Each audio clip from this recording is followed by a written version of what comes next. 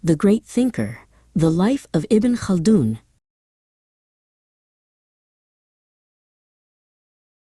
In the year 1332, a boy named Abd al-Rahman was born in Tunis. His family was important and respected, known as Ibn Khaldun.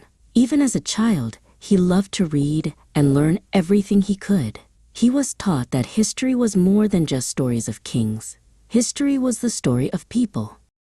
Young Ibn Khaldun studied with the best teachers, called sheikhs. He mastered the Quran, poetry, mathematics, and law. One of his favorite teachers, Sheikh Mansour, taught him that deep learning requires deep thinking. The world was changing fast, and Ibn Khaldun wanted to understand why. But joy turned to sadness. A terrible sickness, the Black Death, swept through the land. It took many loved ones, including his parents and teachers.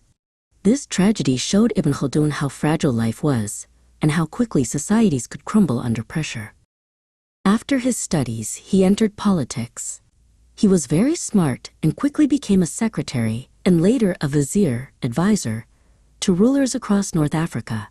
But he saw only constant disagreement, betrayal, and short-lived governments. Rulers rose and fell like waves crashing on the shore. Ibn Khaldun traveled constantly, living in Fez, Granada, and many other cities.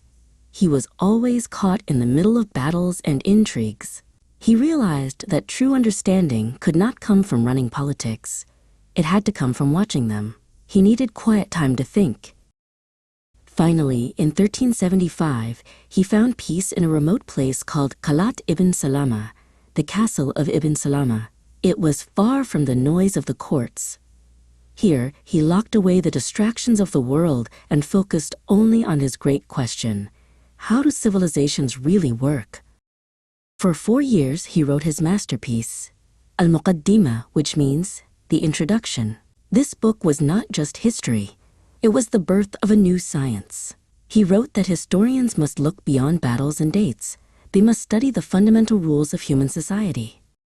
One of his most famous ideas was asabiyya, group feeling or social solidarity. He explained that strong groups, like desert tribes, have high asabiyya because they must stick together to survive. This strong bond is what allows them to conquer and build new states. But Ibn Khaldun also noted a cycle.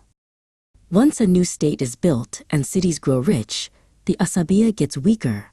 People forget hardship and become soft. The rich civilization eventually collapses, and a new, stronger group from the outside takes over. The cycle begins again. When the book was finished, Ibn Khaldun left North Africa and traveled to Cairo, Egypt. It was a massive, bustling city. The Sultan there was impressed by his knowledge, and Ibn Khaldun was quickly appointed as a chief qadi, judge. He spent the rest of his life teaching and serving in Cairo.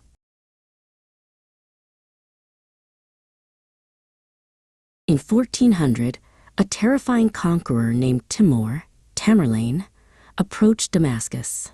Ibn Khaldun traveled there as a diplomat to negotiate. He spent weeks talking with the mighty Timur, calmly discussing history and governance. Timur was fascinated by Ibn Khaldun's wisdom and recorded their meetings. Ibn Khaldun died in 1406, but his work lived on. His ideas about society, economics, and history were far ahead of his time. He is often called the father of sociology and historiography.